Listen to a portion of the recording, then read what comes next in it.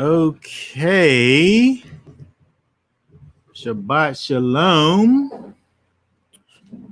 Shabbat Shalom. We are back.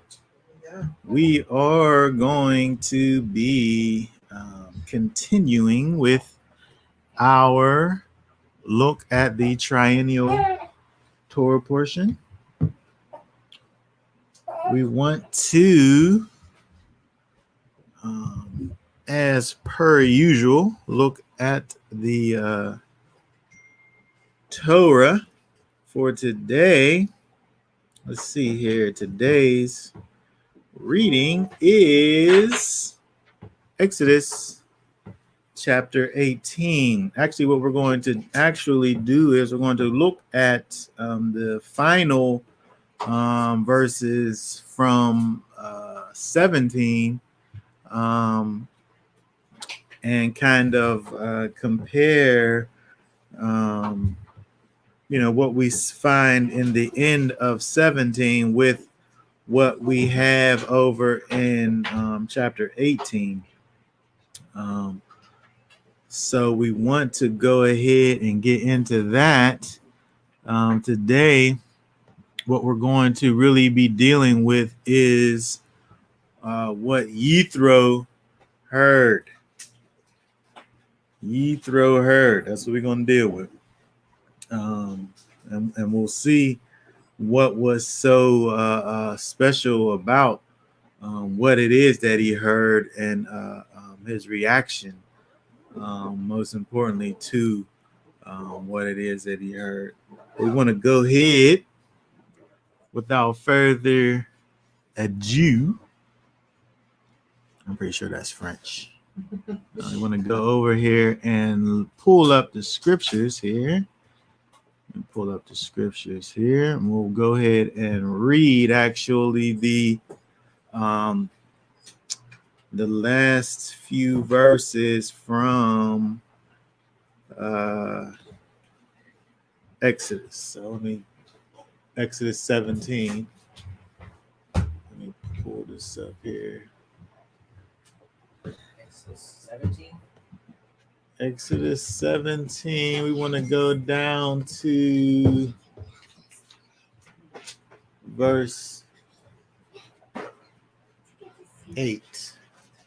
So we want to go ahead and read. Last week we kind of went through this whole situation with the water from the rock, and we stopped over here, but we want to continue on with verse 8 and read down through the end of the chapter there.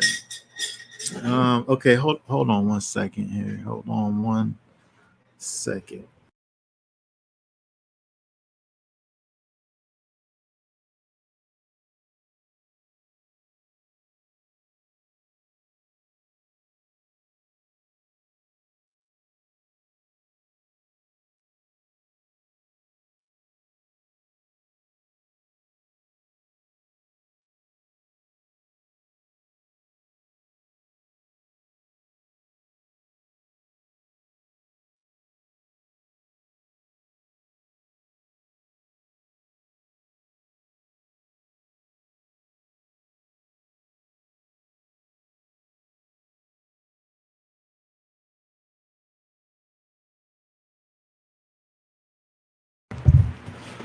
Okay, go ahead and read from starting with verse 8. Right over here, nice and loud. And Amalek came and fought with Israel in Rephidim. And Moshe said to Yehoshua, choose for us men and go out, fight with Amalek. Tomorrow I am stationing myself on the top of the hill with the rod of Elohim in my hand. And Yehoshua did as Moshe said to him, and to fight with Amalek. And Moshe, Aaron, and Hur went up to the top of the hill. And it came to be that when Moshe held up his hand, that Israel prevailed, and when he let down his hand, Amalek prevailed. But Moshe's hands were heavy, so they took a stone and put it under him. And he sat on it, and Aaron and Hur supported his hands, one one on one side and the other on the other side. And his hands were steady until the going down of the sun.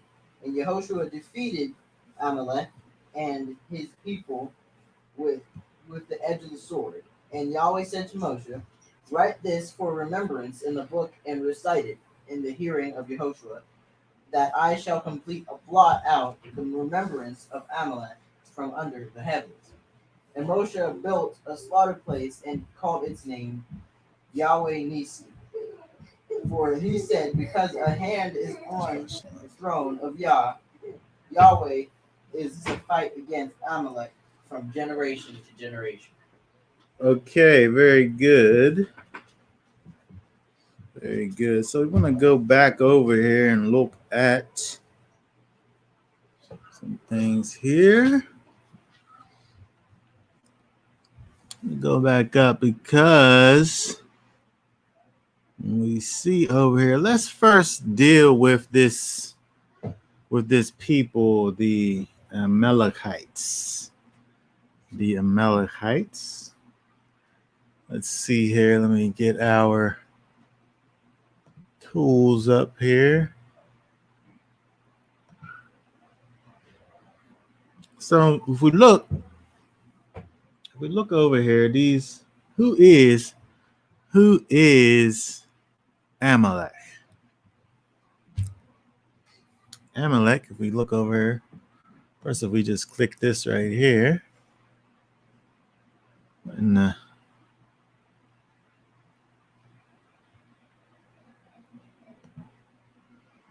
okay, Eastward just crashed on me. Okay.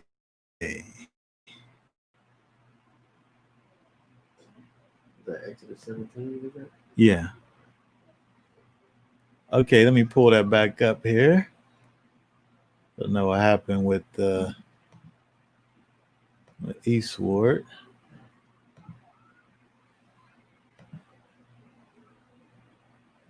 We pull that back up.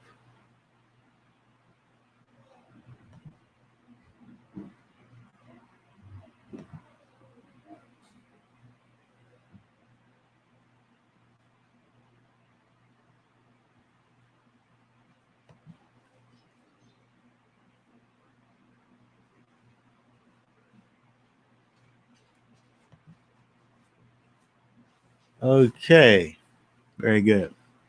All right, so Amalek. Amalek, it says probably of foreign origin. Amalek, a descendant of Esau. So this name over here is not actually Hebrew. It's actually kind of a transliteration. So we have the sounds from its original language transferred over into the Hebrew over here. That's why you don't get a real definition, right, for Amalek, because it's not really a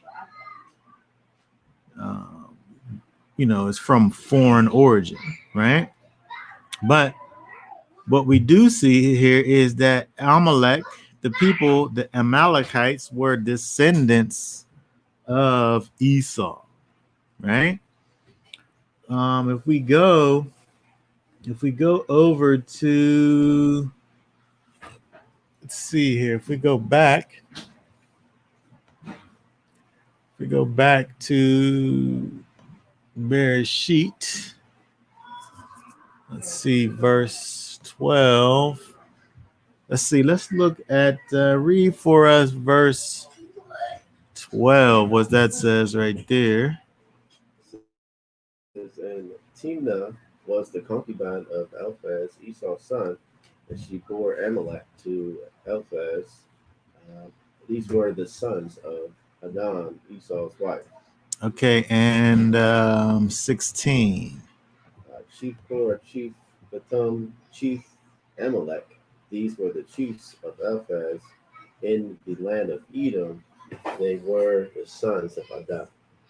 Okay, so we see over here that this Amalek person here was a son of Edom.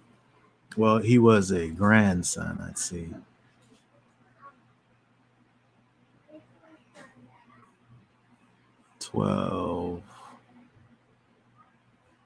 Yeah, he was an Edomite. He was from the lineage of Esau, right? And so when we look over here, we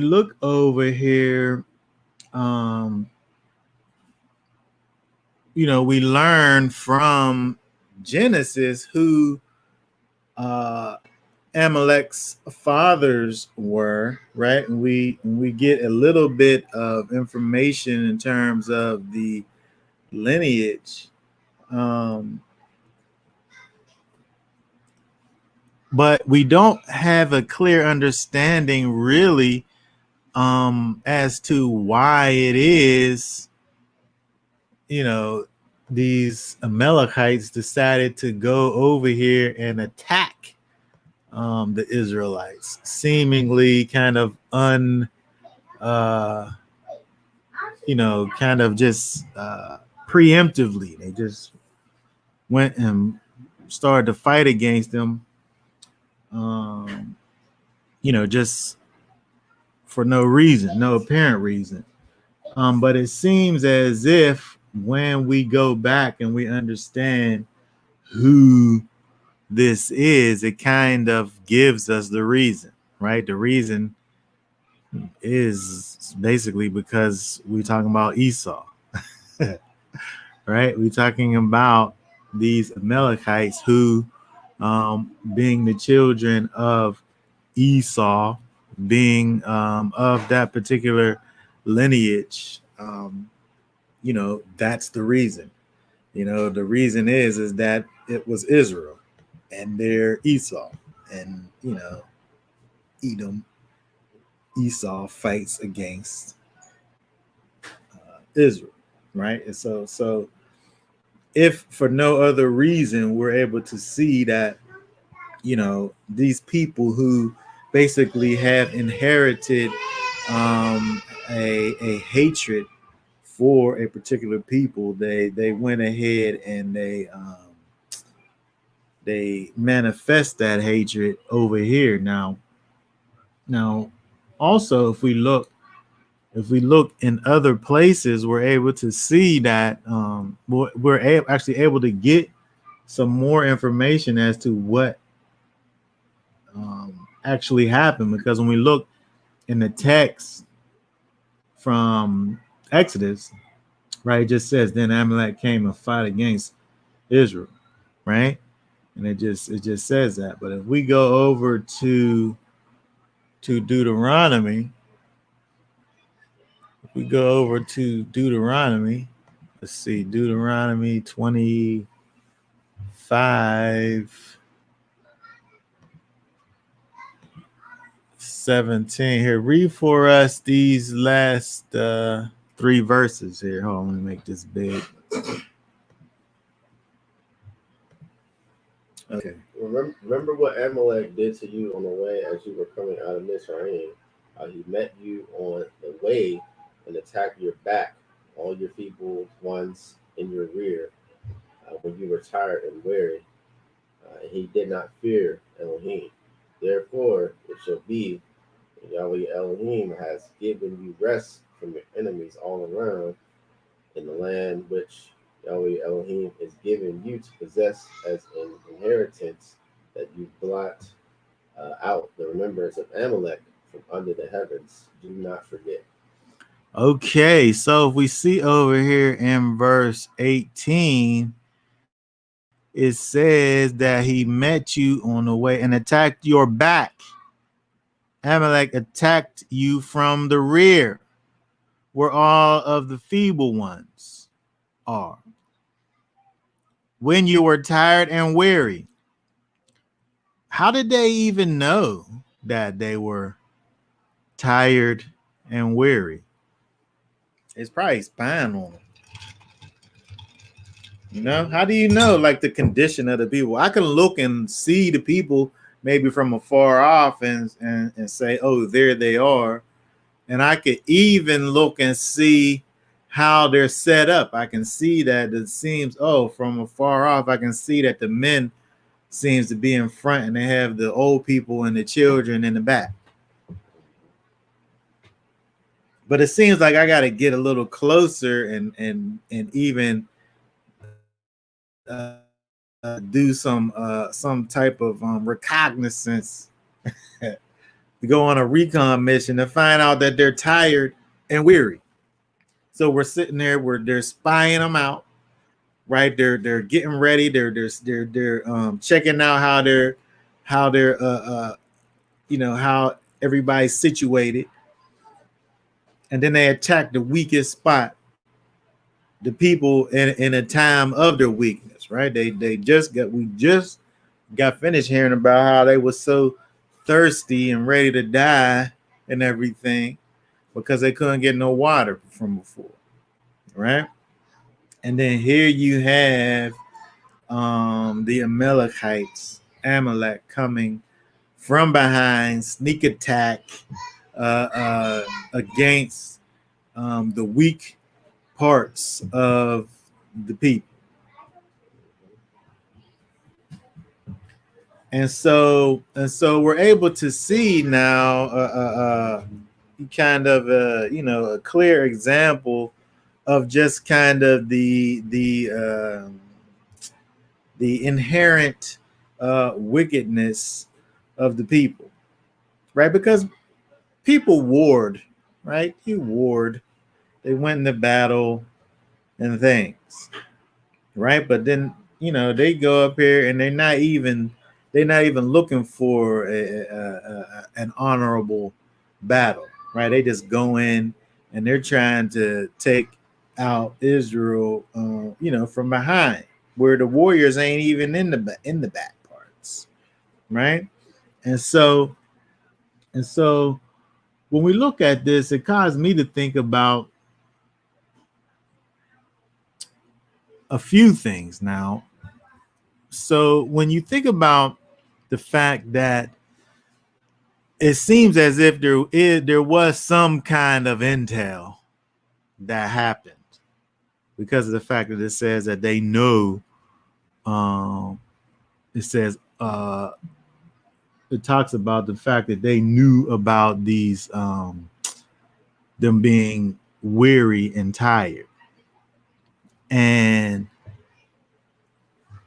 what else is it that they knew, I wonder? Because you think about the fact that the Most High just delivered Israel from Egypt. I wonder if they knew about that. It seems as if this was this kind of a huge thing that happened in the not so far vicinity. Did they hear about what had just happened, or not even just thinking about the everything that happened in Egypt, but even just like in terms of the chase that happened after, the fact that the people of Egypt, the Egyptians, just basically got slaughtered. They got to know that, it seems. So I'm saying that potentially they knew what happened, that either they were miraculously, I'm saying they being Israel, either Israel miraculously conquered and freed themselves from Egypt. I'm saying the perspective of the Amalekites. Either they mightily and miraculously conquered Egypt and freed themselves, or the Most High did it for them. is the only two ways that these people could go from being the slaves of Egypt, and then now they're free. And so, but the Amalekites didn't care about either one of those things.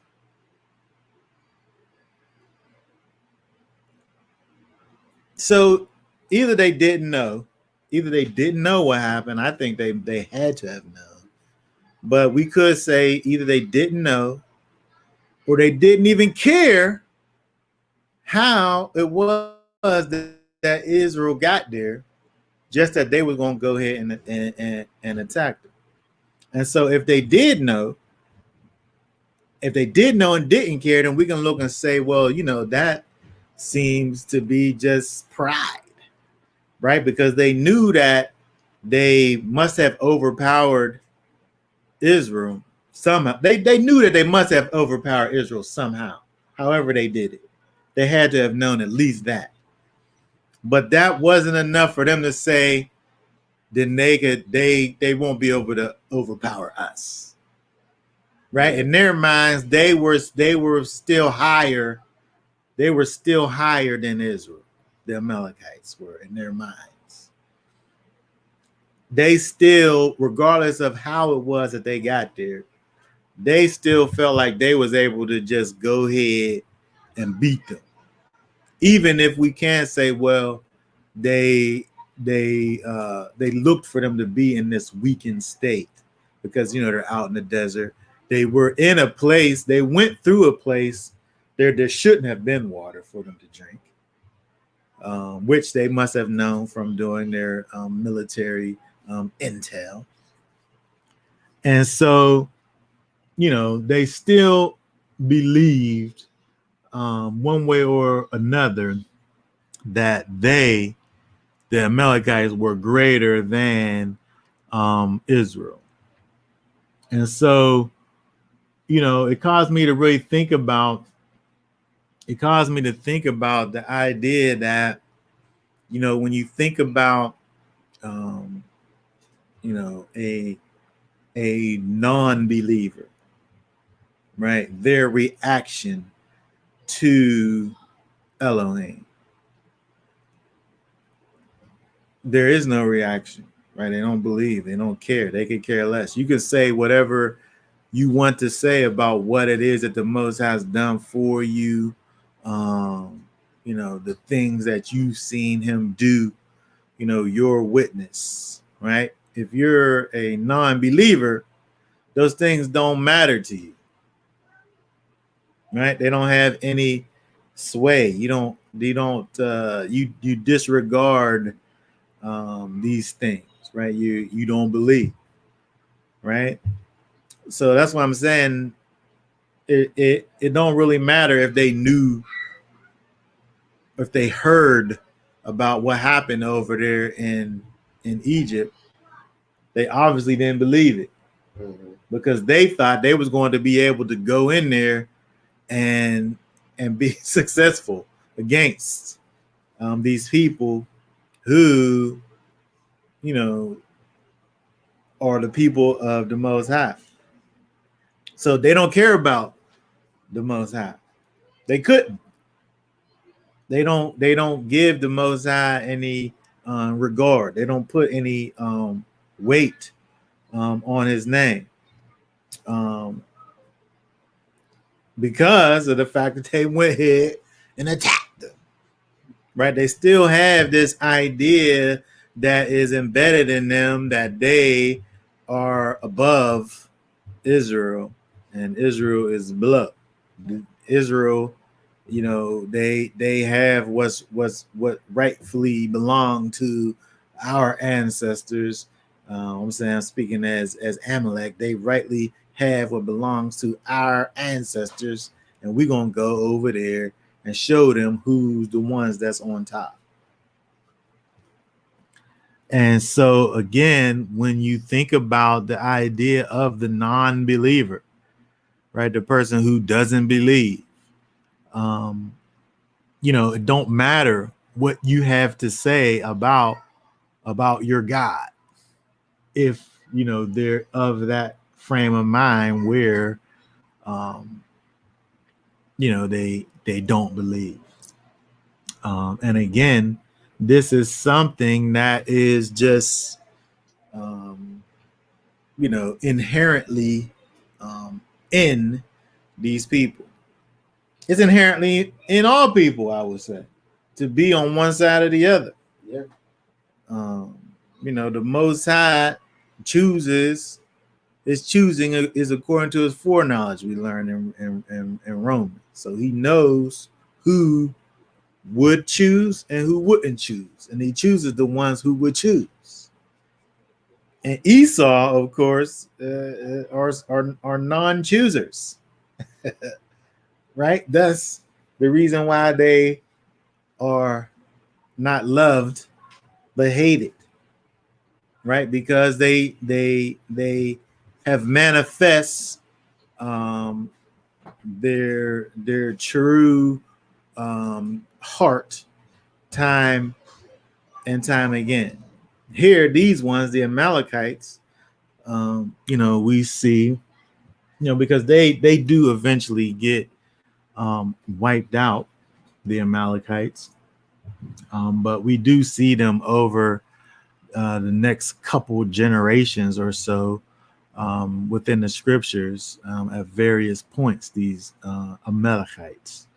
But again, the thing that is the same is this kind of hatred and obvious disbelief. It says again in verse 18 of Deuteronomy 25 that they did not fear Elohim.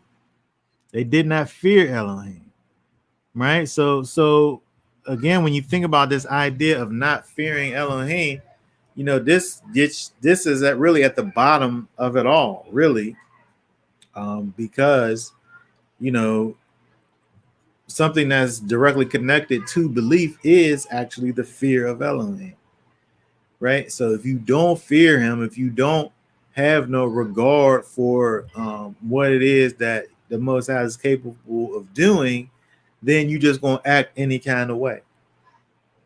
And that's what they did. They went up against the Most High's people when he just got finished miraculously freeing them from hurt, harm, and danger in every way, right? And so when you think about people, wicked people, the unrighteous people, it always could go back to this idea that they do not fear Elohim. They do not fear Elohim. They don't even regard Elohim. They don't have any thoughts for the spiritual consequences of physical actions.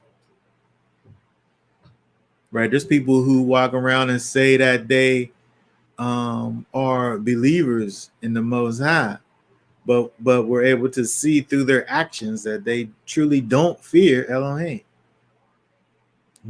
Again, because of their actions, right? We look and see something that Yeshua said. He said that out of the abundance of the heart does the mouth speak.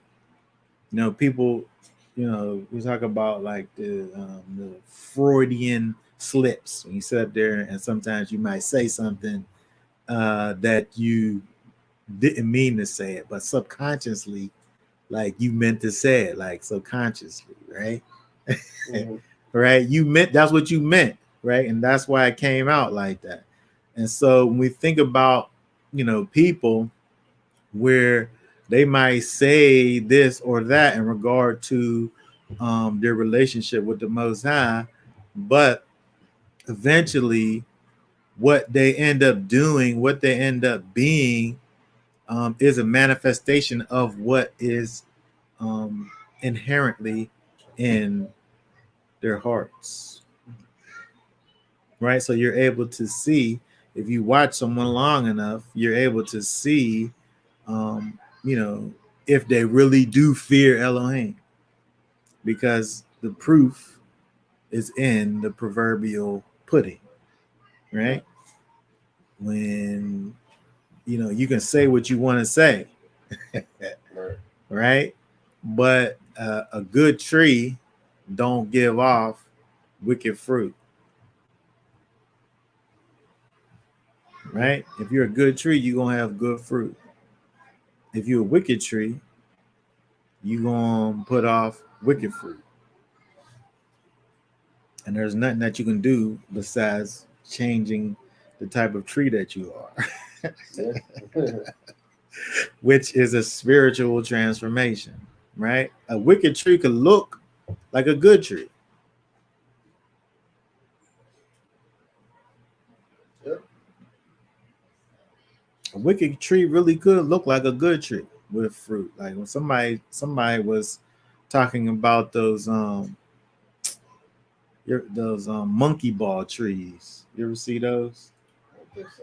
They let off this little fruit thing. It's like a green thing, kind of looks like a brain. Oh, okay, yeah. Like those Yeah. things, Oh, nobody eats those things. But when you look at it, it looks like a piece of fruit that you could potentially eat. mhm. But like animals don't eat those things unless like there's like literally nothing else to eat. Okay. But looking at it, they it looks like a big old piece of fruit. Like you could cut that thing open and it's just full of juiciness. But really, I mean, it's really just it has no purpose. It's really a wicked tree, right? But it looks potentially good.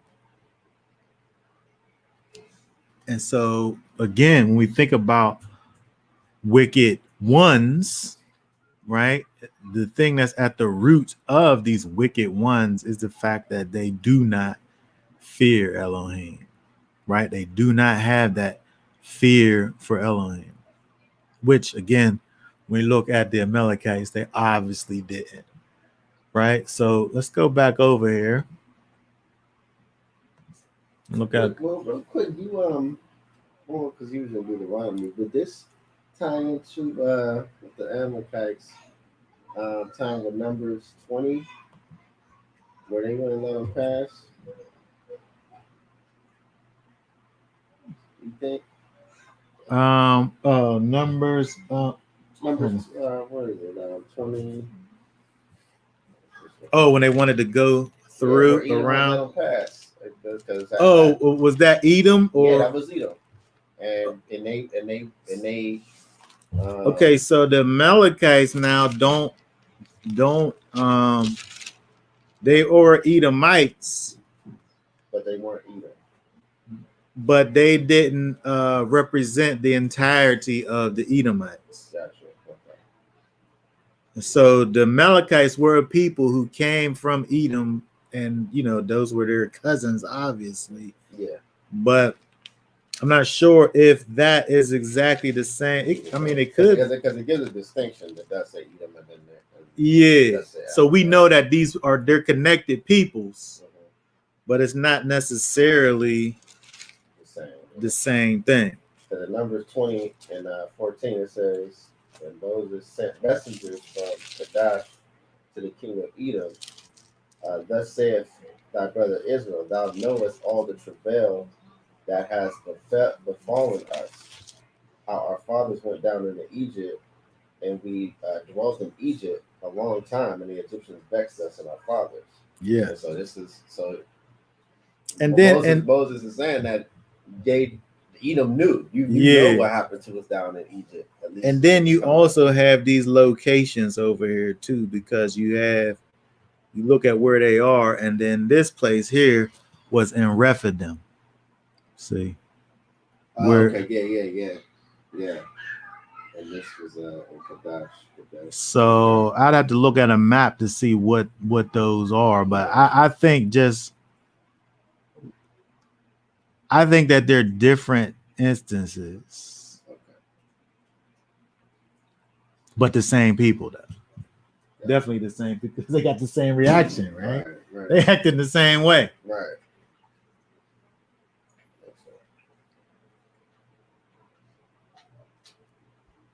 So the same thing could be said about those ones who literally calling themselves Edom, where these ones were Amalekites, where they essentially were Edomites. Yeah. you know. And so when we look at this, when we look at these, what happens, right? We see another thing that we see.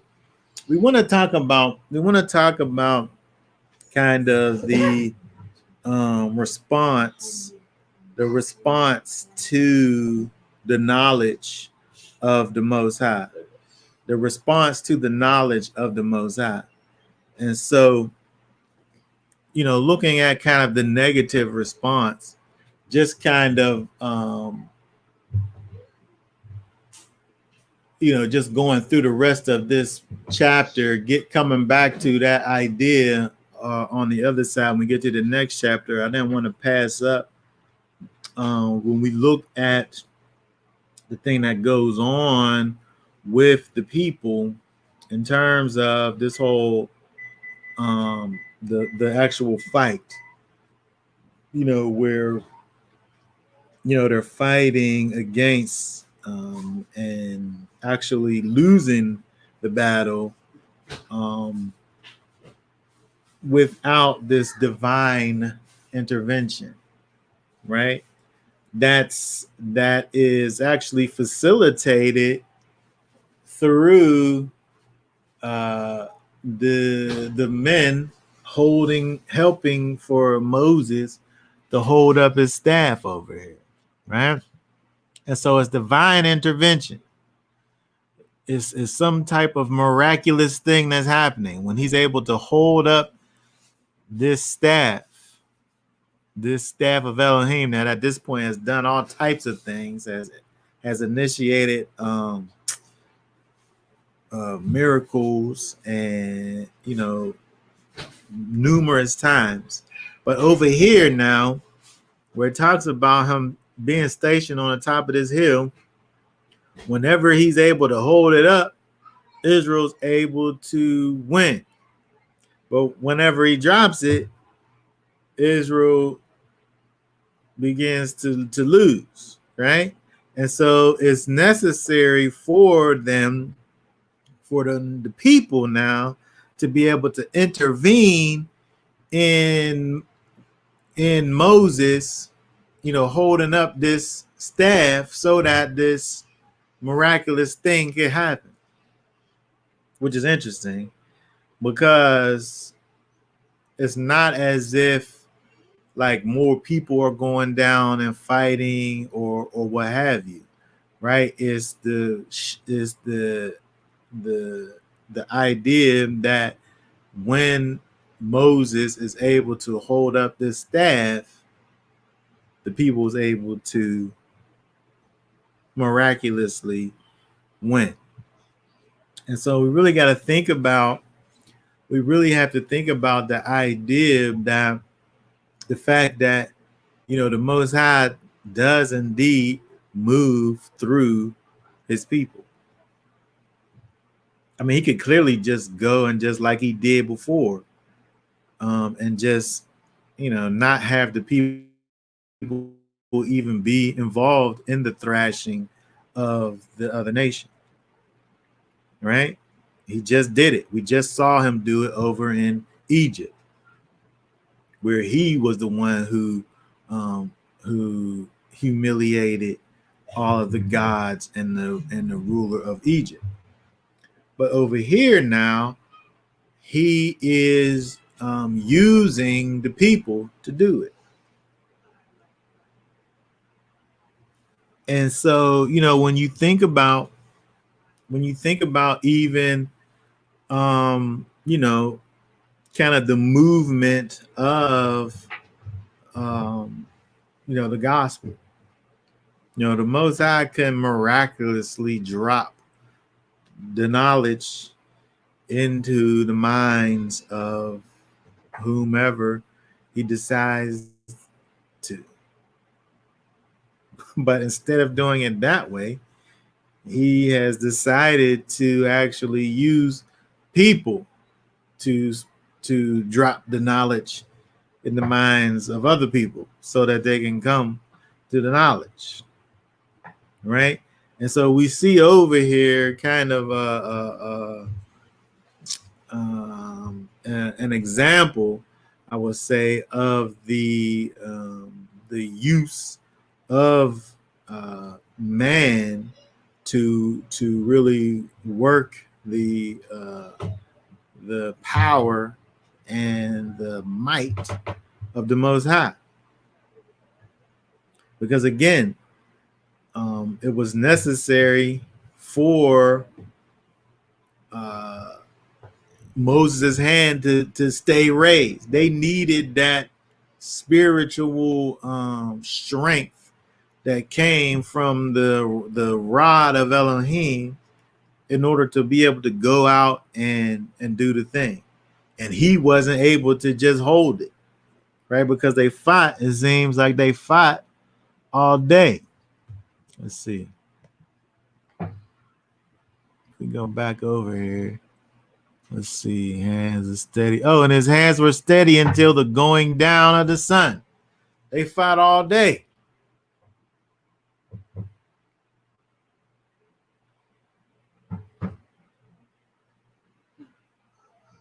Right. So he needed his brothers over there to help him and hold him up. And so again, things like this, show us that, and I guess we'll also see something along these lines in the next chapter, but it's necessary for the people of the Most High to have people to depend on,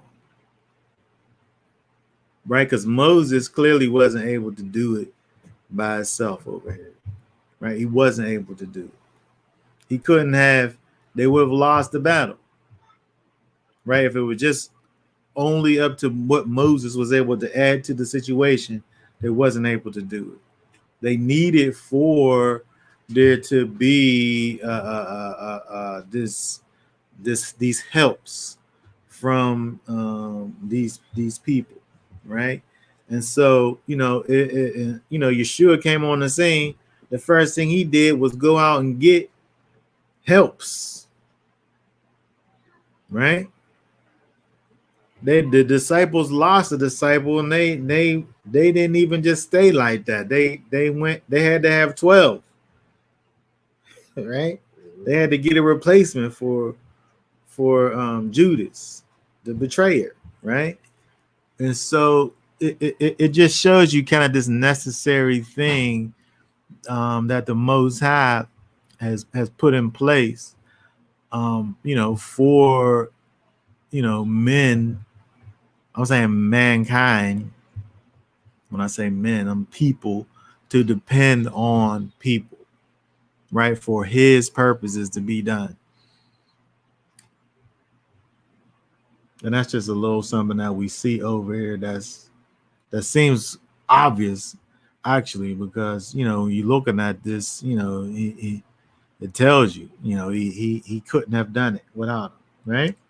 And then so they go through this miraculous situation over here when they win, and of course when we look over here and see when we go down, let's see, in verse 14, where he says, I shall completely blot out the remembrance of Amalek from under the heavens, right? And so this was an important thing to remember. And again, Amalek wasn't wiped out of remembrance at this point, but they would in the, I guess, maybe not so near future, be eradicated over time. So we did see this situation actually happen, but not yet. But we also, again, see and understand why it would happen, again, because of this the intrinsic, inherent wickedness that was in these particular people. And so again, so if we look at 15 here, 15, this is something that they did. We see various places in scriptures where some miraculous thing happens, and then we have an altar or something that's made to remember the situation. And so here they built this slaughter place and called it Yahweh Nisi, or Yahweh is my banner. And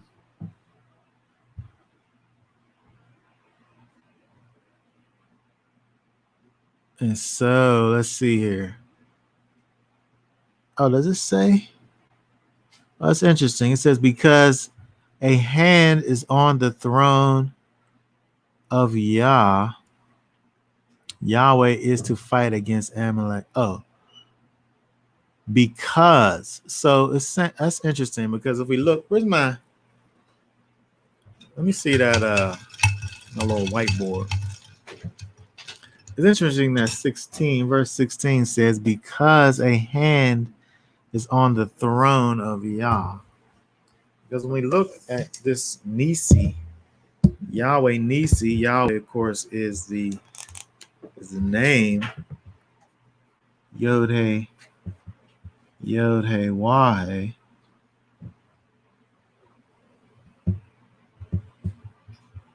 but the Nisi part, let's see, here's a Nun, Samech, Yod.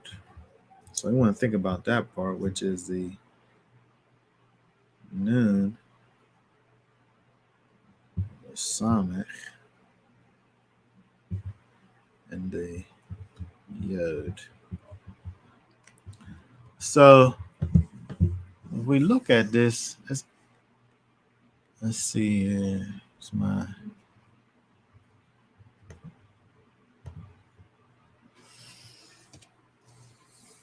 So Yahweh Nisi, we're dealing with the Nisi part, right? Which is the Nun, the Samech, and the Yod, Nisi. So the Nun is the sprouted seed, right? The seed that sprouts, which again gives you the idea of continuance, because if you plant a seed, that grows and it grows and then it makes another seed, so on and so forth. So you have the idea of continuance. And so here is the Samech,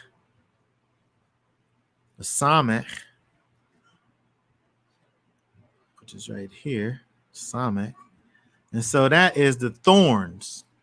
So the thorns, they give you the idea of something that surrounds, if you had like a thorn fence, but also it gives you the idea of something that grabs or something that takes a hold of. If you go through a thorn bush, it's going to take a hold of you and your garments, right? And then also you have this Yod, which is the hand, which is what you do stuff with, which is also what you hold stuff with. So we have this continual taking hold of, and the arm, which also is another thing that would take a hold of and it does the work with, or also the hand and the arm is the use of strength, right? The work that's done. And so Yahweh Nisi, the Nisi actually literally means it literally is a banner, but or a flag or something that signifies. And so when we think about the fact that Yahweh is a flag for his people, he's a banner for his people. He's when you see that banner and connected with the Most High, you know that the Most High is there for or a protector of those people, right? If I'm riding out Westmoreland County and I see some of them some of those rebel flags, I know what goes with that. Right? I know exactly what goes with that banner that they had. Right? There's like a thing that goes with the flag. And so the same thing can be said about the Most High as your banner. You should know what goes with that. Right? And so when we think about the Amalekites, they didn't know what went with Yahweh. They should have known. Right? They should have known that death and defeat is something that goes with those that are against him. Right? They should have known that they was going to get continually grabbed up by his arm when they sat up there and tried to attack, but they didn't know that. Right? And so Moses, put this monument here to be a remembrance of the fact that the Most High does indeed have a hold of his people, and that place over there was a perfect example of that. I see you looking at the map over there. Do you see Rephidim and Kadash and Edom over there? Yeah, I did. Because I know Edom proper is kind of at the bottom of Israel. I'm not exactly sure where Kadash is or Rephidim. I know for sure Edom is kind of like at the bottom of Israel. So it's for everything. So of course Goshen here became Mount. Where's it at? Just was looking at it. Rephidim's right here. All right, here's Canaan and Israel or Jerusalem up here. Mm-hmm. Amalek. Oh, here's the mountain of Seir over there. Seir. So with Edom over here. So it showed you the route how they went to Kadash right here. Yeah. But first they did go down. Here's Rephidim. So this was on the route. This was the stop, and then they came up. Okay, right. So that's that's where the Amalekites are down there. Yeah. And then you have more Edomites up here in the Mount Seir place. And that's later, yeah, when they made it. And then they was actually over there by Kadesh also. They was kind of spread out all over the place. The Edomites were. Yeah. So it's really just multiple times of different factions of Esau, coming up against Israel, like they do. Yeah. Right. Okay, so let's go ahead now. Now we looked at the Amalekites' response to the knowledge of the Most High. Assuming they knew about what happened, they didn't care. Right? They didn't care about what happened. They didn't believe it. They didn't put weight on it. They didn't honor the people, and they responded accordingly. And so if we go over now, let's see how far I want to look down. Let's read the next chapter. Okay, to 12. Let me pull up.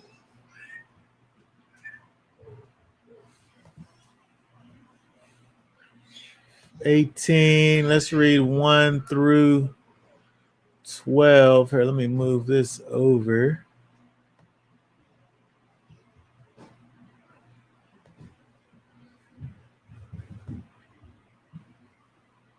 Okay.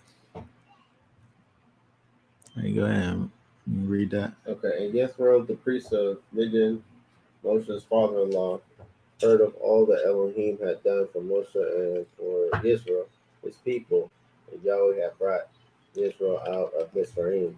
And Yithro, Moshe's father-in-law, took Zipporah, the wife of Moshe, after he had sent her back, and after her two sons, of whom the name of one was Gershom, for he said, I have been a sojourner in a foreign land, and the name of the other was Eliezer, for he said, the Elohim of my father was my help, and delivered me from the sword of Pharaoh. Yethro, Moshe's father-in-law, came with his sons and his wife to Moshe in the wilderness, where he was encamped at the mountain of Elohim. He had said to Moshe, I, your father-in-law, Yethro, am coming to you with your wife and her two sons with her. And Moshe went out to meet his father-in-law and bowed down and kissed him. And they asked each other about their welfare. And they went into the tent. And Moshe told his father-in-law all that Yahweh had done to Pharaoh and to the Midianites for Israel's sake, all the hardship that had come upon them on the way, and how Yahweh had delivered them. And Yethro rejoiced for all the good which Yahweh had done for Israel, whom he had delivered out of the hand of the Midianites. And Yethro said, Blessed be Yahweh, who has delivered you out of the hand of the Midianites and out of the hand of Pharaoh, and who was delivered the people from under the hand of the Midianites. Now I know that Yahweh is greater than all the mighty ones, indeed, in all the matter in which they acted proudly above them. Then Yethro, the father-in-law of Moshe, brought an ascending offer and other slaughterings unto Elohim.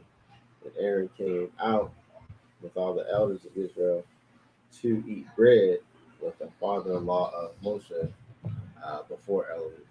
Okay, very good. So if we go over now, back, it says in verse 1 that Yithro heard all that Elohim had done for Moshe and for Israel, his people. He heard that, right? And so then it talks about the fact that Yithro, gathers up Moses's sons and his wife who was with him to go back and meet up with Moses where he was. Right. So again, we know that Moses was he was in Egypt. Right. He grew up with the, out away from the Israelites in the house of the people who was the families of Pharaoh. Finds out about who he is and revolts, and he goes into exile. And while he's there, he meets up with Yithro, and Yithro gives him one of his daughters. Right? He lives out there with him. In fact, he's out there with him whenever he comes to, he gets his task from the Most High, and so he goes back, does the work, And then so I guess his children now and his wife, they hang back with Yithro. And so it says over here that Yithro hears now, he heard about what happened. And so now he's ready to meet up with Moses. They're gonna get back together again, of course, and hand off his daughter back over and the children, right? And so already now it says over here, I want to talk about again now the fact that he hears. So he might not have had all the details, right? But he knew of what happened. It seems from the text. It's because it says that he heard, right? He heard, and then he gathered up the people and he went to meet them. That's what it says. So either this is just like some type of just an overall statement that talks about the fact that he at some point heard, and then begins to tell you the story of Yithro going to Moses with the family, or it's sequential, where he heard, he gets the people together, and then goes and meets with Moses. I tend to think that it's it's something that's happening sequentially. Kind of like what how it's laid out for us in terms of him hearing about it and then going to see about what he heard.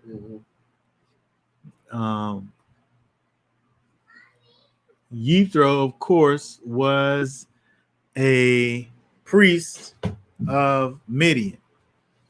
And so the Midian Knights were a people.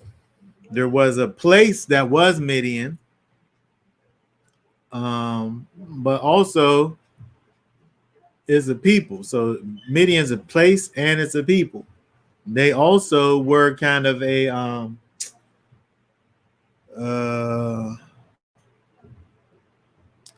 what's those people called that nomads. Midianites were also a nomadic people. So although there was a place that was Midian, there also, you will also find Midianites around other places.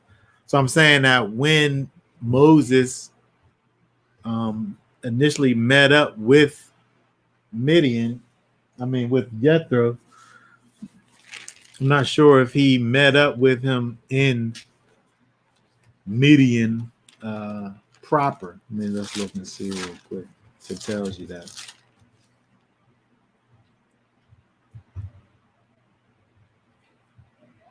No, it doesn't say that. It just says in chapter 3 of Exodus that Moses kept the flock of Jethro, his father, the priest of Midian, and he led the flock to the backside. Oh, wait, that's not where they met him. Oh, verse 15 of chapter 2, Moses fled from the face of Pharaoh and dwelt in the land of Midian and sat down by a well. So he met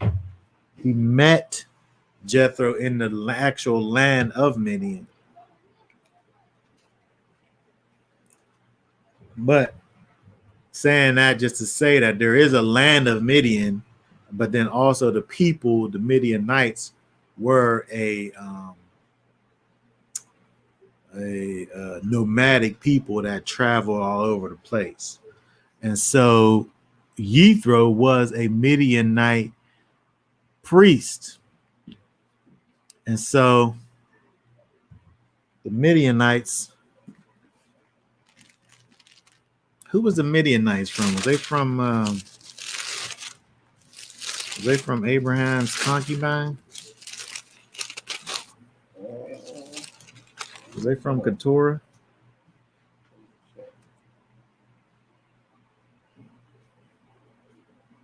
Yeah. Yeah. Genesis 25.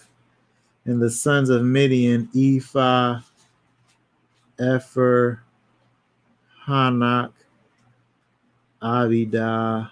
All these were the children of Keturah. So Midian, oh wait. Oh, 25:1. Abraham took a wife, who was Keturah, and she bare him Zimran, Jokshan, Medan, and Midian, and Ishbak, and Shua. He had all kind of kids with Keturah. But Midian was one of those, right? So Jethro, the priest of the Midianites, there was a connection there with Abraham. But again, they definitely were not the people. But there was the Abrahamic connection, right? So again, priest, he was a priest. And then when you also look at, I think now, I want to say the first time when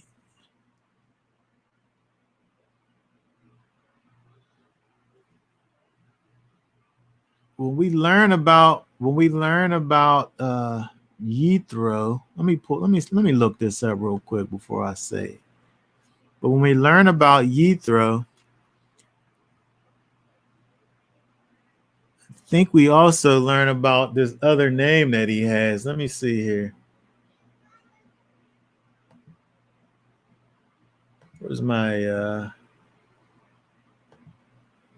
search?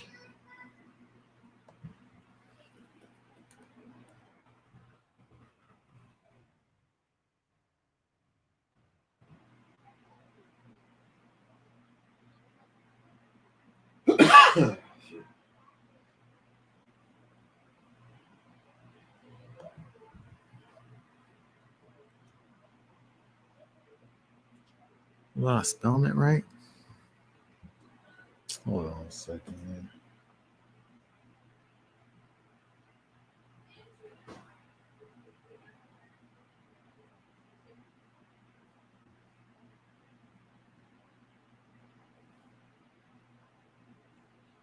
One second here.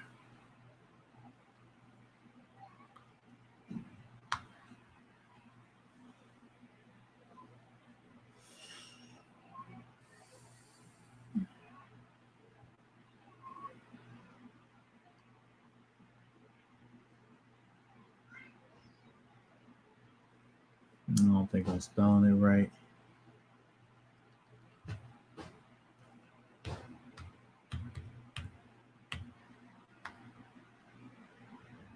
Okay.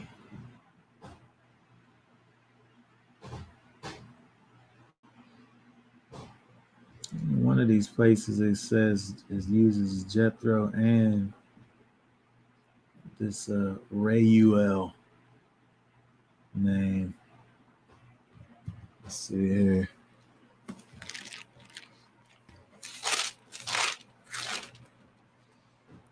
Three.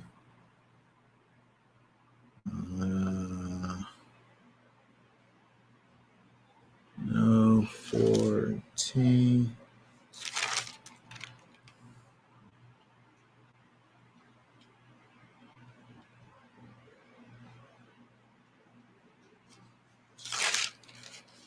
That's where we are. 18.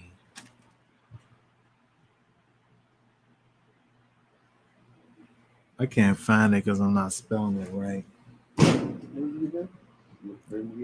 Reuel?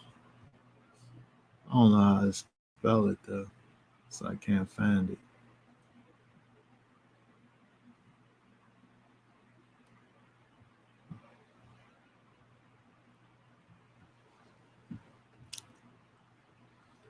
Yeah, I got Reuel. everything that you know. Reuel. Reuel. Oh, why ain't it Child of Zippor. what verse is that? Numbers 10 and 29. Yeah. Numbers 10.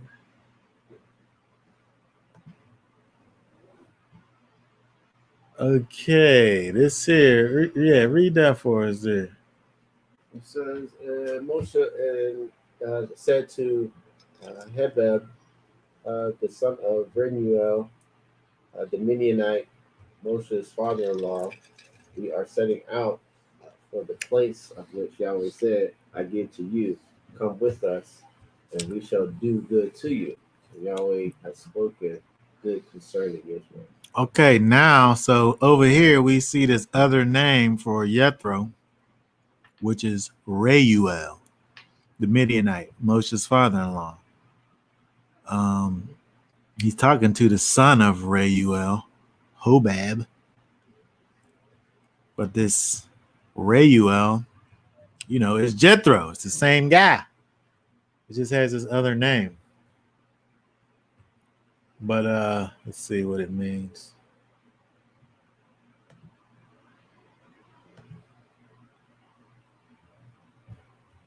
Friend of Elohim, Reuel. Right? And so I'm saying all that just to say that Yithro, he wasn't just some kind of person. He had a spiritualness about him, right? He wasn't just a complete he wasn't a complete heathen, right? He had some spiritualness about him. He wasn't just all about the about carnality and wickedness, right? Complete though. Yeah. Yeah. And so when we look now, again, going back to what we're talking about over here, he hears about all of this, the priest of Midian, he hears about all of this, and he wants to hear more about it. Right? So they get up together, bring his people together. Of course, it talks about Moses in verse 7 went out to meet his father-in-law, bowed down and kissed him. He had great respect for Yithro. Moses did. That was his father-in-law. He blessed him with his beloved. All right. I'm sure he did many other things. He took him in, right, when he was on the run. Right, when he was exiled, he was with Yithro, right? So we see that he had great respect for Yithro. So they get together, they meet back up, and then now they ask each other about, so what you been? So how you been? Their welfare, right? What been going on with you? I heard about all of this stuff. Like, what happened? Like what was all of this? Right? And then so of course Moses tells him all of this, everything that happened, right? It says that in verse 8, he told him all of the things, everything that happened against against Egypt for Israel's sake, right? All the hardships, everything, how Yahweh delivered them. And then after he hears about it, he says that Yithro rejoiced over this. Right? He hears about what happened, and he rejoices over all of the goodness of Yahweh, everything that which Yahweh had done, what it says. Right? And then so the next verse here in 10, now he said, now look what his response is, right? Blessed be Yahweh, who has delivered you out of the hand of the Mitzrites and out of the hand of Pharaoh, who has delivered the people from under him. Verse 11, now I know, based on all that stuff that he just heard, now I know that Yahweh is greater than all the mighty ones, indeed, in the matter in which they acted proudly above them. This verse, I got this other version that says, now I know that Yahweh is greater than all gods. Indeed, it was proven when they dealt proudly against the people.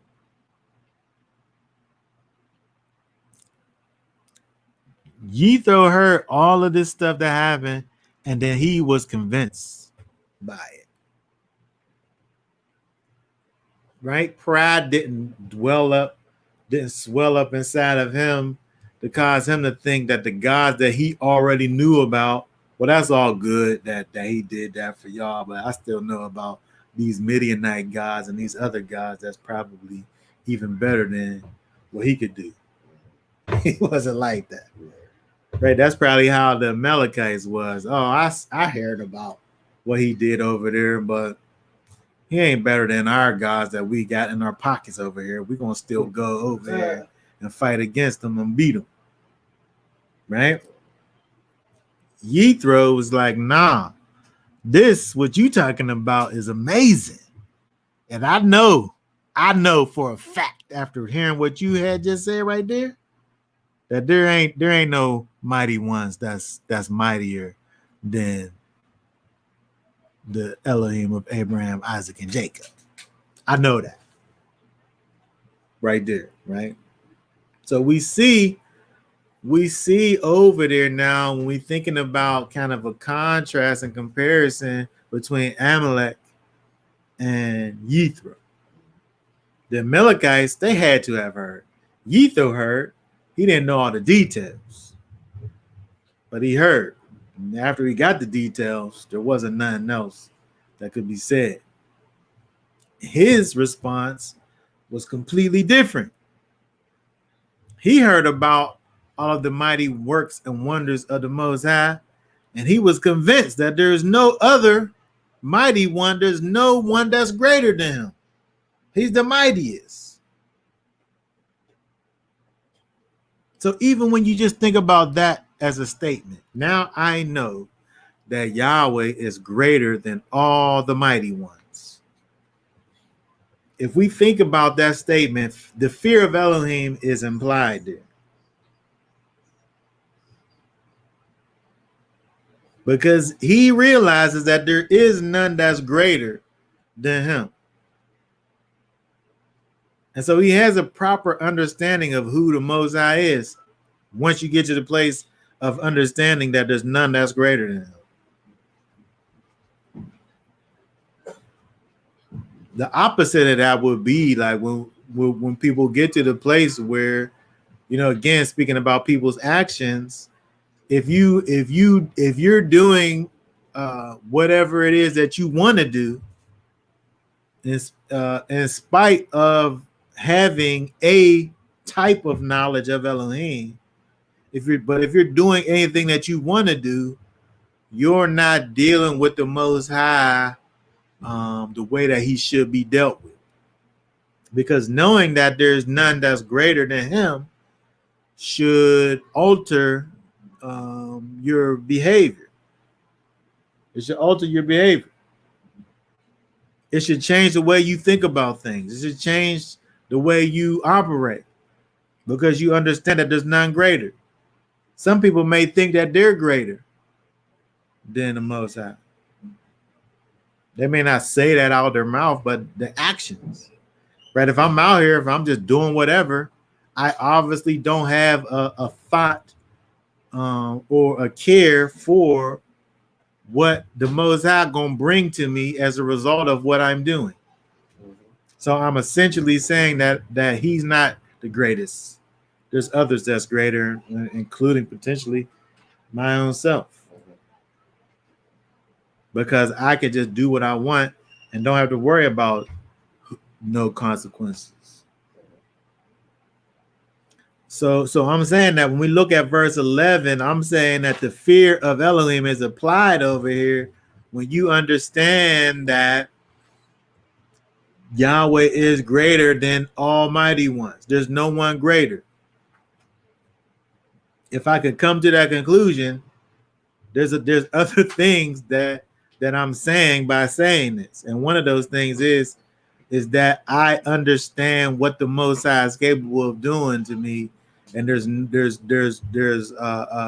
no greater power that there is. There's no greater power that exists. That's what he's saying. It's like you could tell, like he witnessed other mighty ones too, but then he seen the most. I was like, I ain't seen nothing. He's like, Yeah. What I seen, this is past what I seen. He got something to compare it to. Right. Like I've seen the works of these other things, and he probably dibbled and dabbled in some of these other things because, again, he's this priest of Midian. So whatever it is that the Midian Knights was into, he was heavy into it because he was a priest. Right. Yep. And he already considered himself to be a friend of God. Yeah. Whoever God is, he was a friend to him, like in his mind, right? So he had that knowledge of the spirit world, right? So he had a point of reference to know that, oh, all that, right? There's nobody greater than him. Mm-hmm. There's nobody greater. Yeah. And so again, thinking about comparing, he didn't see none of this stuff either. He didn't see what happened. All he did was hear about what happened. He wasn't there. He was over there where he was at. But he knew Israel was in bondage. He knew that. He knew that there was Pharaoh that was over there that was in control of the region. Egypt, that was over everything. He knew about their reputation. But once he heard about what happened to them, he believed. He believed. Right?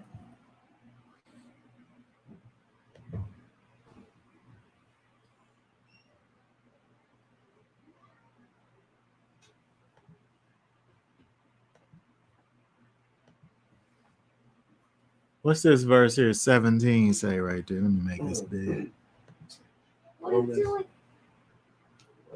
Romans 10:17. So then belief comes by hearing, and hearing by the word of Elohim. This over here is not something that the apostle just made up over here. This is some absolute divine truth over here. Faith comes by hearing. The hearing of the word of Elohim. When you hear the word of Elohim, faith comes by that. And we saw that happen over there with Yithro. He heard about the goodness of Elohim, and he rejoiced at that goodness, and he believed. Right? He came to the ultimate realization and understanding that Yahweh is indeed Elohim of the heavens above and the earth below, and there is none else. Right? He came to that realization, right? Just from hearing. Just from hearing. Right? And so again, when we think about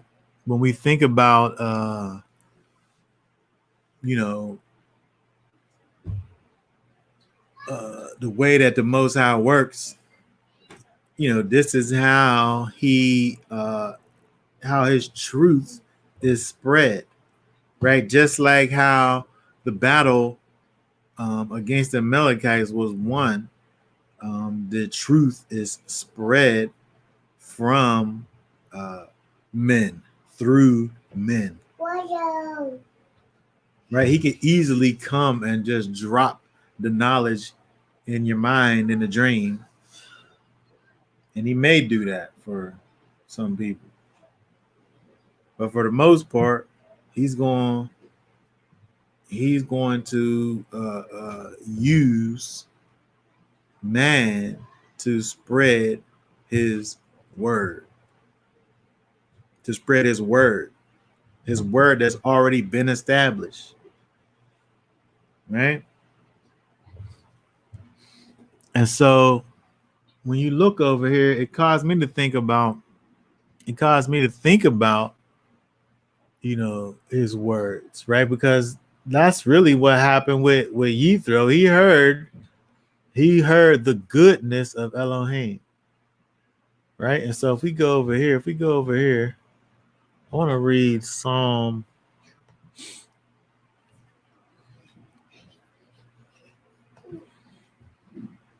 Yeah, let's just look at some of this right here. Psalm 19 from verse 7 right there. It says the Torah of Yahweh is perfect, bringing back the being. The witness of Yahweh is trustworthy, making wise the simple. Okay, hold that right there. So when we think about the law of Yahweh, the Torah of Yahweh, it says here is perfect. The King James says it restores the soul. The law of Yahweh restores the soul. Now we're talking about these words that we hear. When we hear these words, because it is words, whether we're hearing them or I guess if you're reading it silently in your mind, you're still hearing it. Right? It's getting in you, right? Those words that you're hearing restore your soul. Bringing back the being. I like the King James. It says converting the soul. Right? It turns back your soul. The law of Yahweh. Right? The witness of Yahweh, which is this law, is his witness, the testimony, is trustworthy, making wise the simple. So it's changing this simple man into a wise man. Right? Verse 8. What's that saying? Says the orders of Yahweh are straight, rejoicing the heart. The command of Yahweh is clear, enlightening the eyes. Okay, so what we have going on here is the orders of Yahweh is the Torah, is his laws, is his words. The commands of Yahweh is the Torah, which is his words. Right? The witness of Yahweh, the Torah of Yahweh, this is all the law of Yahweh, right? So the law is straight, it's upright. Let's see, is this Yashar? Let's see. The statutes of Yahweh are right. Is Yashar, right? It's straight, it's upright, it's equity, right? And it enlightens the eyes. Look, rejoicing the heart. That's what happened with Yithro. He heard about this thing and he was rejoicing, right? He rejoiced in his heart and then it manifested, right? Because he heard about the goodness of the Most High and what he did for his people. There's so many things that are just incorporated in the fact that not only the miracles that you look at with what he did, not only the miraculous way that he rescued the people, But you can also just think about the love that he had for his people to come and do that in the first place. You can also think about that he's doing all of this not for the sake of the people that was enslaved, but for Abraham. It wasn't even about the people that was there because they still are just getting to know who he is right now, like in the text. It wasn't because they had this great relationship with him. It's because he made a promise to Abraham, which is something to rejoice about. Because it don't even matter their state that they're in. Because of the promise that he already made, he's fulfilling that promise. He's trustworthy, like it says right here. Right? Which, knowing that, right, causes you to rejoice, just like Yithro did. Okay, let's go back. Let's look at some more. Look. Verse 9. What does that say? It says, the fear of Yahweh is clean, standing forever. The right rulings of Yahweh are true. They are righteous altogether. Okay, keep going. More desirable than gold, than fine gold, than much fine gold, sweeter than honey and the honeycomb. Okay, and again, we're still talking about the word of Yahweh. You know, that is all these things that we hear and have faith in and believe in. Right? These words that we have faith in and believe in that brings us to understanding who the Most High is and bringing about that knowledge of him and that fear of him and understanding that he is greater than all. Okay, let's see here. Okay, read down through 13, 11 down through 13. Also, your servant is warned by them, and guarding them there is great reward. Who discerns mistakes? Declare me innocent for those that are secret. Also, keep your servant back from presumptuous ones. Do not let them rule over me. Then shall I be perfect and innocent of great transgression. Okay, very good. All of these things come from the word of Elohim. And so, to this point now, we see Yithro, that's what he got. He got the word of Elohim. When Moses told him all of the goodness of Yahweh, he's giving him the word of Elohim.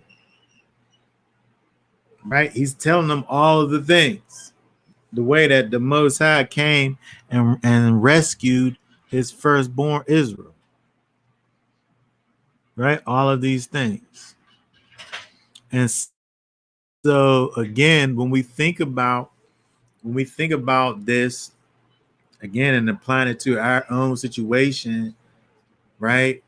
Thinking about Yithro, who, again, all he did was hear the words. All he did was hear and believe in what he heard.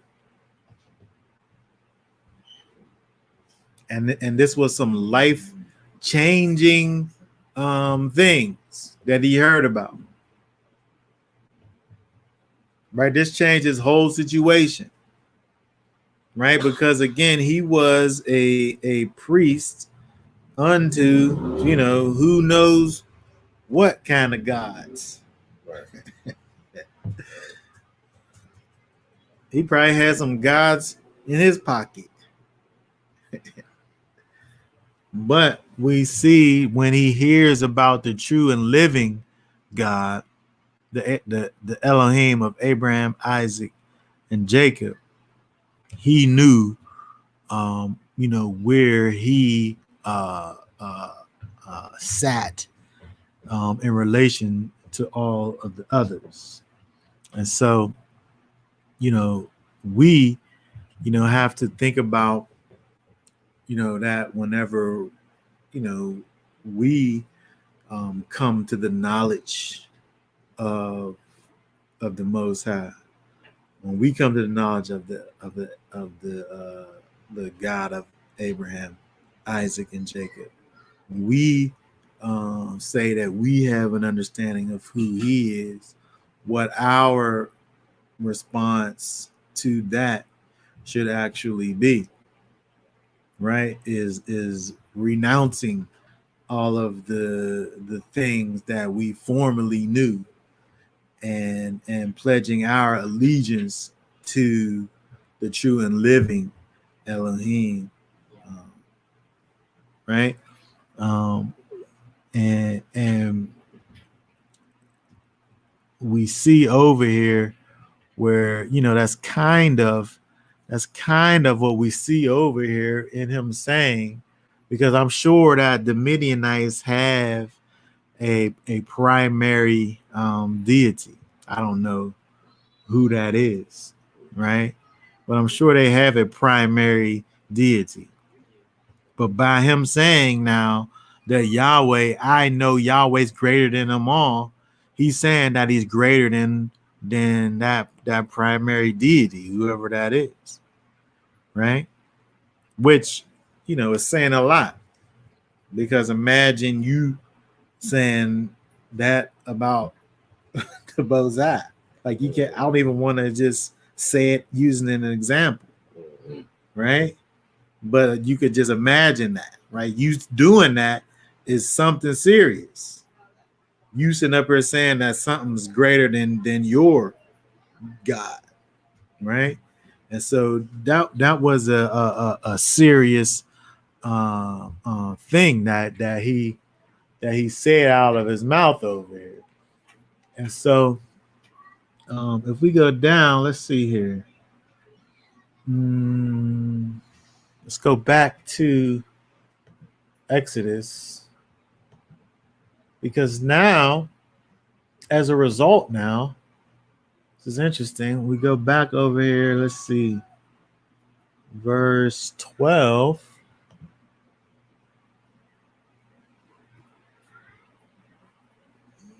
Verse 12. Let's see. Let me pull this up. It says, and Aaron came with all the elders of Israel to eat bread with the father-in-law of Moses before Elohim, or Panim, in the face of Elohim. Where that says before over there, that should be Panim. Let's see. Yeah, Panim, which is in the face of Elohim. So essentially, they're in the presence of the Most High. Aaron, Moses, the elders of Israel, and Yithro, the Midianite priests, right? So as a result of his knowledge that he has obtained over here, now he is eating in the face of Elohim with the elders of Israel and Moshe and Aaron. Okay, we read the 12. I want to read, let's see here. I want to go ahead and read the, let's see. Yeah, I want to go ahead and read the rest of this chapter and then close out. Let's see. Start at verse 13 down to, what is that, 27. So then it came to be on the next day that Moshe sat to rightly rule the people, and the people stood before Moshe from the morning until evening. And when the father-in-law of Moshe saw all that he did for the people and said, "What is this that you are doing for the people? Why do you sit by yourself and all the people stand before you from morning until evening. And Moshe said to his father-in-law, because the people come to me to seek Elohim. When they have a matter, they come to me, and I rightly rule between one and another, and make known the laws of Elohim in the Surah. And the father of law of Moses said to him, "What are you doing? What you are doing is not good. Both you and these people with you shall certainly wear yourselves out, for the matter is too heavy for you. You are not able to do it by yourself. Now listen to my voice. Let me counsel you, and Elohim be with you. Stand before Elohim for the people, and you shall bring all matters to Elohim, and you shall enlighten them concerning the laws of the Torah, and show them the way in which they should walk and the work which they should do. But you yourself seek out from all the people able men who fear Elohim, men of truth, hating unfair gain, and place these over them to be rulers of thousands, rulers of hundreds, rulers of fifties, and rulers of tens. And they shall rightly rule the people at all times. And it shall be that they bring every great matter to you, but they themselves rightly rule every small matter. So make it lighter for yourself, that they shall bear with you. If you do this word, and Elohim shall command you, then you shall be able to stand, and all of this people also go to their place in peace. And Moshe listened to their voice of his father-in-law and did all that he said. And Moshe chose able men out of all Israel and made their heads over the people, rulers of thousands, rulers of hundreds, rulers of fifties, and rulers of tens. And they rightly ruled the people at all times. The hard matters they brought to Moshe, but they rightly ruled every small matter themselves. And Moshe sent off his father-in-law, and he went away to his own land. Okay, very good. So the interesting thing we see over here with Yithro, something that is specific and special only to him in the whole Torah, is we see that Yithro gives us Torah law. This thing that he said to Moses is something that became codified in the actual Torah. We can't look around and see any other laws in the Torah that's brought about by anyone other than the Most High, except for this over here. Now, you could say that the Most High is saying it through Yithro,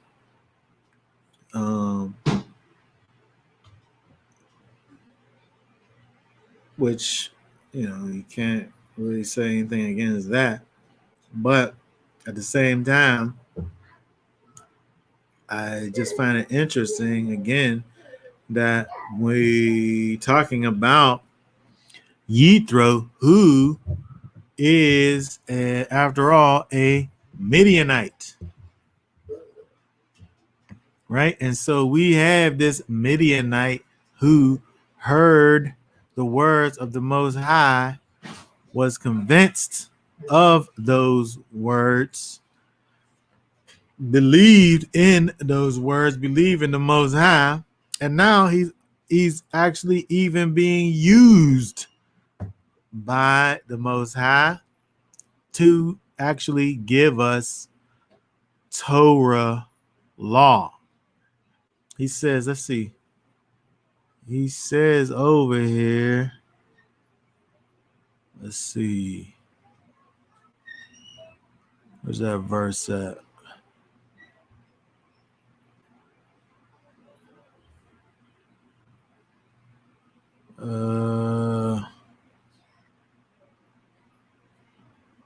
Which verse was it? Oh, verse 23. If you do this word, and Elohim shall command you, then you shall be able to stand. All this people also go to their place in peace. If you do what I'm saying, and Elohim commands you, if Elohim bear witness to what I'm saying to you, then you listen to what I'm saying. Mhm. And then it says right over here, the next verse, and Moshe listened to the voice of his father-in-law and did all that he said. So we have to assume that Elohim bore witness to what it is that he said. And so again, when we look over here and we see, not only do we see that Yithro heard and believed in the words of Elohim, but he also now is actually being used by the Most High to help the people of Israel through this wisdom, that this divine wisdom that he had, that he passed over to his son-in-law Moses, and who who was able to actually listen to this wisdom and implement it, and again have this be added to the Torah. And so I always looked at this and thought this was kind of an amazing, kind of a peculiar thing, because we always, throughout the whole Torah law, we see Yahweh telling Moses what to tell the people. And then that's the Torah. Yahweh told Moses to tell the people. But over here, we see Yithro told Moses, and if the Most High agree, then that's what it is. And so again, we see this other example, this second witness of the situation that we kind of seen over here, and then even the thing that he's doing is a third witness. So when we saw in the last chapter, we saw how it was necessary for man to hold up the hand of Moses so that the will of the Most High could, and the power could be moved. The power of the Most High through this staff that they had to hold up. Right, so it was necessary for the men to be able to get together and stand together and help each other and kind of facilitate the power of the Most High. And then over here now we see the Most High working through Yithro in order to kind of sustain Moses in the role that he has over here. And in the way in which he's doing it is, bringing about these helps. Right? Moses don't got to concern himself with everything. Right? He has the elders of the nations to be able to come together and say, look, you guys take care of the things. If it's a great matter, right, then now you bring it. But these other things, like, you could deal with those things, right, which is wisdom. But I'm saying that it just seems interesting that you have this situation where kind of this collection of events that's happened like right after each other, of the Most High showing that we need, I'm saying, as human beings, we need each other to help us do the will of the Most High.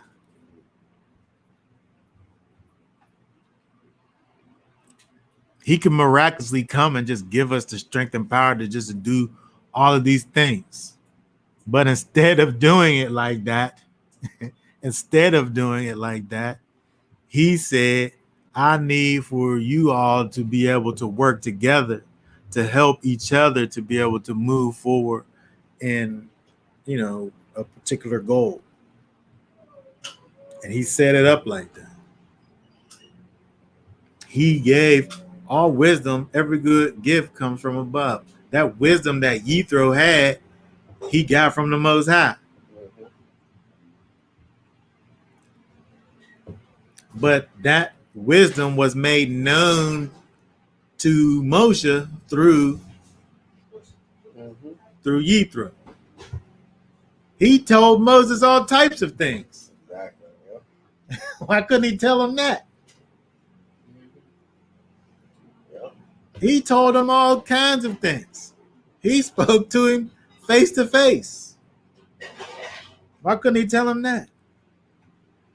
Because it's an integral part of this whole situation. That is, I'm saying, the men of Yahweh working together for his purposes.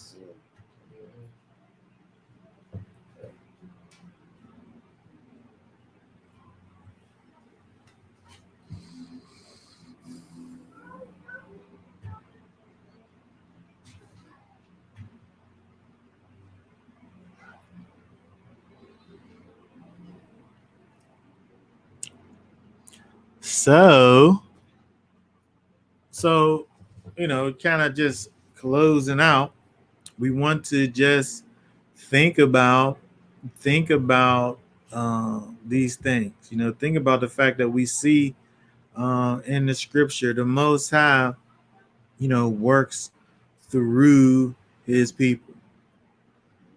He wants for his people to be able to not be these islands unto themselves, right? But to come together and work together for his purposes. We just saw examples of where Moses wasn't able to even do the work of the Most High right there without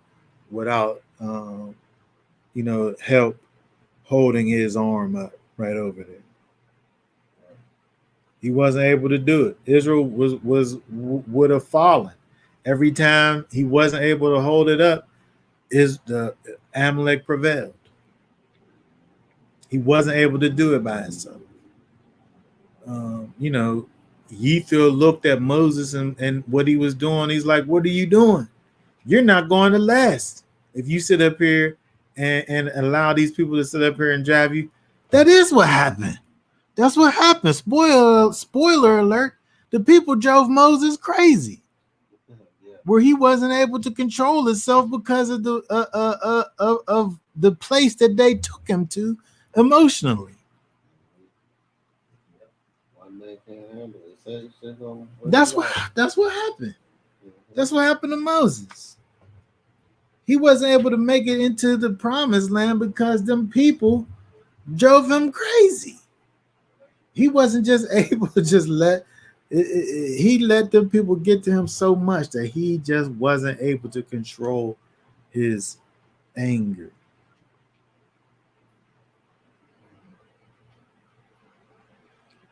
And so, just thinking about this, it just helps to teach us to understand that we need people.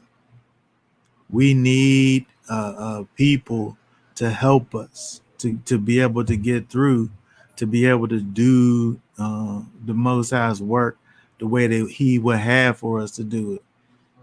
He knew that Abraham was at a point of weakness, just like the whole nation was at a point of weakness.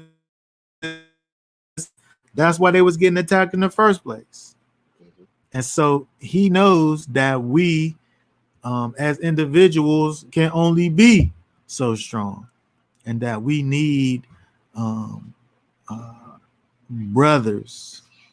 We need people to be able to come together and collectively do and work the word of the Most High, and to deliver the words of the Most High, to spread the belief and faith of the Almighty, and cultivate and fortify that faith of the Most High in His people Israel, known and unknown.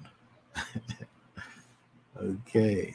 All right. So that being said, does anybody have any thoughts or questions or comments? I want to add real quick. Throughout the week, me and the children was, since they got this little, we do the homeschool thing anyway. And I've been watching them a few times, and it's like, back growing up, I used to watch a lot of Discovery Channel, Animal Planet, documentary stuff, on the world. So Netflix has this thing they put on YouTube. It's called Our Planet. Amazing.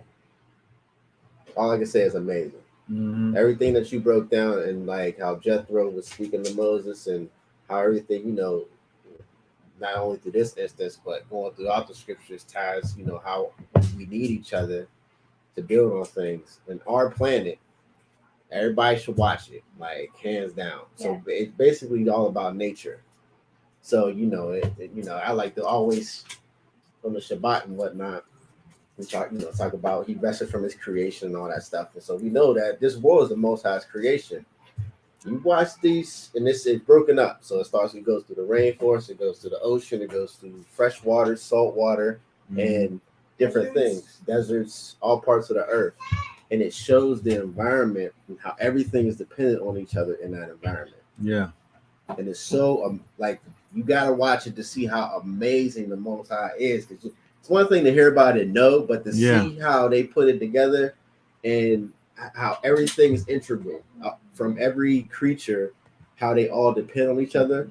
So, I just wanted to put that out there. It's called Our Planet on Netflix. You get, everybody should watch it just to see, like, if you see how the Most High set the wild kingdom up, and we can take notes from that, because we supposed to be more civilized and more knowledgeable. You can see how we don't operate, how we got these issues because we're not following in line with how you set things up.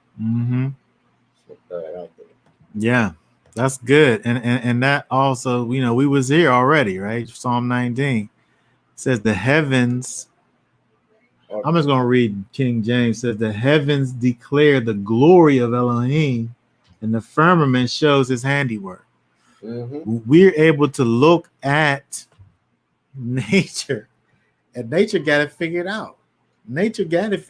It's all like a big one of those, you look inside the clock and it's got all these moving parts that move together. They're doing their own thing, but they're moving together at the same time for a singular purpose of getting them hands around. Exactly. Yeah. Right. And nature is the same way. And when you look in nature, all of these things, as you're saying, are interwoven. And it definitely would do us good to look and understand what's going on in nature, because you don't, nobody gotta tell nature that it needs to work together, because it's already doing it. Right. Yeah. All right. Absolutely. Okay. All right. Okay. And the thing, the crazy part is if any part of that fails, when you watch it, any part fails, it's disastrous to everything. Yeah. So that's how we gotta look at it. It's like, everybody gotta find their place and play their part, because you can see the failure that takes place when somebody don't do their part, or Yeah. All right. Very good. Okay, so we're gonna end on that note. Very good. So for now, we will say Shabbat Shalom, and y'all willing, we will be back next week doing this all again. All right. Shabbat Shalom.